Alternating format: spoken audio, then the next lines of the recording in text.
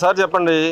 నిన్న ఏదైతే పవన్ కళ్యాణ్ గారు గతంలో ఒక వ్యాఖ్య చేశారు, ఎమ్మెల్యే సీట్లు వస్తే వాళ్ళకి ప్రతిపక్ష నాయకుడి హోదా వస్తుంది కానీ ఏదో పర్సంటేజ్ వచ్చింది అని చెప్పి ప్రతిపక్ష నాయకుడి హోదా ఇవ్వలేని పరిస్థితి బాబు, ఇది గవర్నమెంట్ డెసిషన్ కాదు, రాజ్యాంగపరమైన హక్కులు ఉన్నాయని చెప్పి ఆయన చెప్పారు.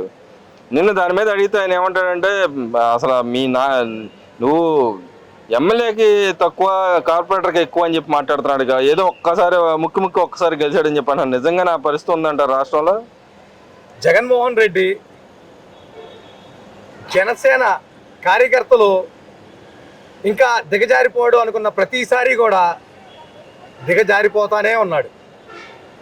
మరి నిన్న ప్రెస్ మీట్లో విలేకరులు అడిగిన ప్రశ్నకి సమాధానంగా పవన్ కళ్యాణ్ గారు కార్పొరేటర్కి ఎక్కువ, ఎమ్మెల్యేకి తక్కువ, ఒక్క సీట్ నుంచి 21 సీట్లకి ఎదిగిన పవన్ కళ్యాణ్ గారు ఎక్కడ, 151 సీట్ల నుంచి 11 సీట్లకి దిగజారిపోయిన జగన్మోహన్ రెడ్డి ఎక్కడ? ఇక్కడ ఎవరిది ఏ స్థాయి అనేది ప్రజలందరికీ తెలుసు. నిన్ను ఇవాళ జోకర్లా చూస్తున్నారు. ఎందుకంటే నీకు భయం పట్టుకుంది. ఎప్పుడైతే పవన్ కళ్యాణ్ గారు 15 సంవత్సరాలు చంద్రబాబు నాయుడు గారే ముఖ్యమంత్రి అని ఎప్పుడైతే అన్నారో అప్పటి నుంచి జగన్మోహన్ రెడ్డికి భయం పట్టుకుంది. అమ్మా ఇంకా 15 సంవత్సరాల దాకా నాకు దిక్కు ముక్కు లేదు అని చెప్పి భయం పట్టుకోవడం వల్ల ఇటువంటి పిచ్చి ప్రాలాపనలో పేల్తా ఉన్నాడు. అంటే ఇక్కడ పవన్ కళ్యాణ్ గారు ఏమన్నా అక్కడ రాజ్యాంగపరమైన హక్కులు, రాజ్యాంగపరంగా రాదని ఆయన చెబుతుంటే ఈయన లేదు నాకు వస్తాయని ఎలా ఓటిస్తా ఉన్నాడు? అలా ముందుగా జగన్మోహన్ రెడ్డి బ్యాక్డోర్ సీఎం అండి. అంటే స్కిల్స్ లేకుండా బ్యాక్డోర్ నుంచి వెళ్ళిన సీఎం. ఒకసారి ఆయన ప్రస్థానాన్ని తీసుకుంటే 2009లో వాళ్ళ నాన్న ముఖ్యమంత్రి పదవి అడ్డం పెట్టుకొని ఎంపీ అయ్యాడు. వాళ్ళ నాన్న ముఖ్యమంత్రి పదవి అడ్డం పెట్టుకొని అక్రమ సంపాదన సంపాదించాడు. తర్వాత తండ్రి చావును అడ్డం పెట్టుకొని ప్రతిపక్ష నాయకుడు అయ్యాడు. ఆ తర్వాత బాబాయ్ చావుని అడ్డం పెట్టుకొని సీఎం అయ్యాడు. అంతేగాని ప్రజల్లోంచి వచ్చిన నాయకుడు కాదు. అదే మన పవన్ కళ్యాణ్ గారి ప్రస్థానం చూసుకుంటే 10 సంవత్సరాలు అవమానాలు, చేత్కారాలు ఎన్ని ఎదురైనా, కష్టాలు నష్టాలు ఎన్ని ఎదురైనా ఎప్పుడు ప్రజల్లో ఉండేవాడు. తన జేబులో నుంచి తీసి రాష్ట్ర ప్రభుత్వంలో, జగన్మోహన్ రెడ్డి ప్రభుత్వంలో కౌలు రైతులు ఆత్మహత్యలు చేసుకుంటుంటే ప్రతి ఒక్క కుటుంబానికి కూడా ₹1,00,000 ఇచ్చిన మహానుభావుడు పవన్ కళ్యాణ్ గారు.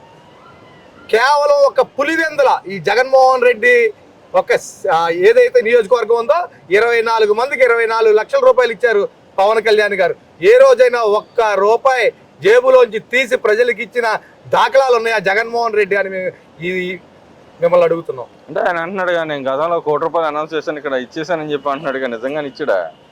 ఇదో పెద్ద జోక్ అండి. గత వరదల్లో వాళ్ళ పార్టీ నుంచి ₹1,00,00,000 ప్రకటించామన్నారు. ఎక్కడైనా ఖర్చు పెట్టిన దాఖలాలు కానీ ఉన్నాయా? పోనీ వాళ్ళు ఎక్కడన్నా లెక్క చూపించారా?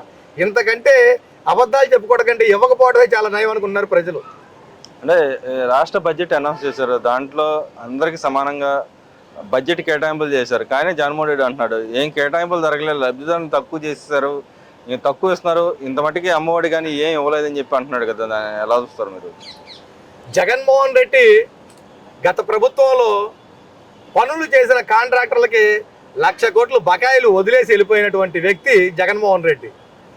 ఆయనకి ఎవరో స్క్రిప్ట్ రాసిస్తే చదవటమే తప్ప బడ్జెట్ ప్రసంగాలు చూడవయా జగన్మోహన్ రెడ్డి, ఏ పథకానికి ఎంత ఇచ్చారో తెలిసింది. అసెంబ్లీ సెషన్స్ చూడవయా, కనీసం పొద్దున్నే పేపర్ చదవయా జగన్మోహన్ రెడ్డి, ఏ పథకానికి ఎంత కేటాయించారో తెలిసింది బడ్జెట్లో. నీకు ఎవడో స్క్రిప్ట్ రాసియటం, దాన్ని తీసుకొచ్చి నువ్వు ప్రెస్ మీట్లు పెట్టి చదవటం. అసెంబ్లీకి వెళ్ళే ధైర్యం లేదు నీకు, ప్రజల పక్షాన పోరాడే తీరు లేదు నీకు. నీకు ఎందుకయ్యా ప్రెస్ మీట్లు, దొంగ మాటలు? అంటే అంకెల్ గారెడ్డి చెప్తే దాంట్లో ఏం లేదంటున్నాడుగా. ఎవరన్నారండి? ఈరోజు సంక్షేమం జగన్మోహన్ రెడ్డి వదిలేసిన బకాయిలు కట్టుకుంటా ఈరోజు మన దీపావళికి గ్యాస్ బండ, మహిళలకు ఉచిత గ్యాస్ బండ రిలీజ్ చేశారు. ఈ బడ్జెట్లో అన్నదాత సుఖీభవ, తల్లికి వందనం పథకాలు రిలీజ్ చేశారు. అలా ఒక్కొక్కటి ఇచ్చుకుంటా వస్తానే ఉన్నారు. ఒక పక్క మనం చూస్తానే ఉన్నాం, జగన్మోహన్ రెడ్డి వదిలి పారిపోయిన పోలవరానికి నిధులు తీసుకొచ్చారు కేంద్ర ప్రభుత్వం నుంచి. అలాగే స్టీల్ ప్లాంట్ మూతపడిపోయే స్థితిలో ఉన్న స్టీల్ ప్లాంట్కి ఈరోజు నిధులు తీసుకొచ్చారు. అలాగే అమరావతికి నిధులు తీసుకొచ్చారు. ఈ రకంగా రాష్ట్రం సుభిక్షంగా నడుస్తుంది. అది గర్వించాల్సి పోయి ఇవాళ జగన్మోహన్ రెడ్డి ఆ ఏడుపు ఇక్కడ ప్రెస్ ముందు పడి ఏడుస్తున్నాడు. అంటే నాకు ప్రతిపక్ష నాయకుడు హోదా ఎడిదిరిగి ఇవ్వట్లేదు, మైక్ కూడా ఎవరు కాబట్టి నేను అడగలేదని చెప్పి అంటున్నాడు. కానీ నిజంగా నా పరిస్థితి ఉందా? ఈ ప్రెస్ మీట్ ముందు ఏడుపు అసెంబ్లీకి వెళ్ళి ఏడు అని చెప్పి ఆయన నియోజకవర్గ ప్రజలు అంటున్నారు ఆయన్ని. అయ్యా, నీకు ప్రతిపక్ష హోదా ఏ రకంగా వచ్చిందో చెప్పు. నువ్వేదో సింగిల్ సింహం అంటారు, పులివెందుల పులి అంటారు. మరి ఈ రకంగా ఎందుకు అడుక్కుంటున్నావో రాని ప్రతిపక్ష హోదా అని మాకైతే అర్థం కావట్లా. నీకు ప్రతిపక్ష హోదా రాదు కాబట్టే మొన్న పవన్ కళ్యాణ్ గారు కూడా ఓట్ షేర్ని బట్టి మన రాజ్యాంగంలో కానీ మన ప్రజాస్వామ్యంలో కానీ ఓట్ షేర్ని బట్టి ప్రతిపక్ష హోదా రాదు. అది ఎక్కడ లేదు అంటున్నాడు ఆయన. అలా రాజ్యాంగంలో ఎక్కడ రాజ్యాంగంలో లేదు కాబట్టి ఒక జర్నీలోనే ఓట్ షేర్తో ప్రతిపక్ష హోదాలు ఇచ్చే ఇది ఉంది, మంత్రి పదవులు ఇచ్చే ఇది ఉంది. కాబట్టి మేము జర్మనీ వెళ్ళి పోటీ చేయండి అని పవన్ కళ్యాణ్ గారు అన్నారు. అంటే ఇక్కడ ప్రతిపక్షంలో లేరు, మీరు ఉన్న రెండు పక్షాలు అధికార పక్షంలో ఉంది, మీరు మాట్లాడిన నాలంటాడు అసెంబ్లీకి రాణిస్తే నేను మాట్లాడతాగా అంటున్నాడుగా. నిన్ను ఎవరు రావద్దన్నారు అసెంబ్లీకి? నువ్వేంటో గొంతెమ్మ కోరికలు పెట్టుకొని రాని ప్రతిపక్ష హోదాని అడుగుతా అసెంబ్లీ ఎక్కొడుతున్నావు తప్ప, పారిపోతున్నావు తప్ప, ప్రజా సమస్యలు అసెంబ్లీకి వెళ్ళి నిన్నెవరన్నా చెప్పొద్దన్నారా? నిన్నెవరన్నా రావద్దన్నారా? అదేవిధంగా చూసుకుంటే ఏదైతే నాగబాబు గారికి ఎమ్మెల్సీ పదవి రాబోతుంది, రేపు నామినేటెడ్ అవుతున్నారు, దానివల్ల మీ పార్టీకి ఎలాంటి లాభం వస్తుందని అనుకుంటున్నారు? తప్పకుండా అండి. ఈరోజు నాగబాబు గారు మరి గతంలో పార్టీ కోసం ఎన్ని త్యాగాలు చేశారో కూడా మనం చూసాం. ఈరోజు ఆ త్యాగాల్ని చేశారు కాబట్టి ఆయనకి ఇవాళ ఎమ్మెల్సీ ఇచ్చి రాష్ట్ర ప్రభుత్వం గౌరవించుకుంటుంది. మరి ఆయనకి పదవి రావడం మాకు చాలా ఆనందంగా ఉంది. ఎందుకంటే మాకు పవన్ కళ్యాణ్ గారికి, పార్టీకి, కార్యకర్తలకి ఒక వారధిలాగా నాగబాబు గారు పనిచేస్తూ ఉన్నారు. ఈరోజు అలాంటి నాగబాబు గారికి పదవి రావడం మాకు నిజంగా సంతోషంగా ఉంది. అదేవిధంగా పోసాని మురళీకృష్ణ వ్యవహారంలో కక్ష కట్టే అరెస్ట్ చేయించారు, ఇంకా కక్ష సాధిస్తున్నారు, అక్రమైన కేసులు పెడతా ఉన్నారని చెప్పి అంటున్నాడు. నిజంగా నా పరిస్థితి ఉందా? పోసాని కృష్ణమురళి అనే వ్యక్తి గురించి మాట్లాడడం కూడా మాకు చాలా సిగ్గుగా ఉందండి. ఎందుకంటే అతను చేసిన వ్యాఖ్యలు, ఎదుటోటి పిల్లాన్ని తిడతాడు, ఇతని పిల్లాన్ని తిట్టుకుంటాడు, ఎదుటోని తిడతాడు, ఎన్నైనా తిట్టుకుంటాడు. అసలు ఏం తిడుతున్నావో కూడా తెలియని భాష. ఈరోజు పోసాని కృష్ణమురళి వాడిన భాషను చూసి తెలుగు ప్రజలందరూ కూడా సిగ్గుతో తల దించుకుంటున్నారు. మరి అటువంటి వ్యక్తికి చట్టం చూస్తూ ఉండదండి. అటువంటి వ్యక్తులను ఎప్పుడు కూడా పరుష పదజాలంతో ఎవరినైతే విమర్శిస్తామో చట్టం తన పని తాను చేసుకుంటా వెళ్ళిపోతుంది. అంటే ఇక్కడ అంబటి రాంబాబు గారు అంటున్నాడు, మావాడేం తప్పు మాట్లాడలేదు కానీ మీరు మాట్లాడారుగా, మీ మీద కూడా కేసులు ఎందుకు పెడతారు, మా మీదే కేసులు పెడతారని చెప్పి అడుగుతున్నాడుగా. ఒక దొంగకి ఇంకో దొంగతనం చేస్తే తప్పుగా అనిపిదండి. వీడే ఒక దొంగ అరగంట గంట అని తిరుగుతాడు తప్ప ప్రజల కోసం కానీ ప్రజల సంక్షేమం కోసం కానీ ఏ రోజు తిరిగి ఇది లేదు. మరి పోసాని కృష్ణమురళి వ్యవహారం అంబటి రాంబాబుకి పాపం తప్పుగానే కనిపించింది. అలాగే రేపు మా అంబటి రాంబాబు వ్యవహారం పోసాని కృష్ణమురళి బయటకు వచ్చాక కూడా తప్పుగా కనిపిస్తూ ఉంటుంది.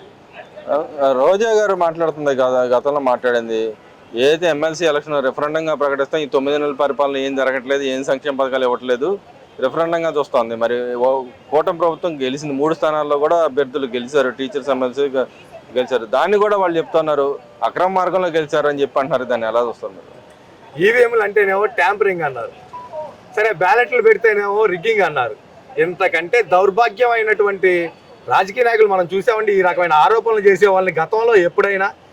రోజా అనే ఆమె కూడా ఆడదాం ఆంధ్ర అని పెట్టి మంత్రిగా ఉండి ఆ బ్యాట్లు బాళ్ళు అమ్ముకొని సొమ్ము చేసుకుంది తప్ప కనీసం పర్యాటక రంగాన్ని ఎక్కడైనా ఒక్క అడుగైనా ముందుకు వేపించిందండి రాష్ట్రంలో.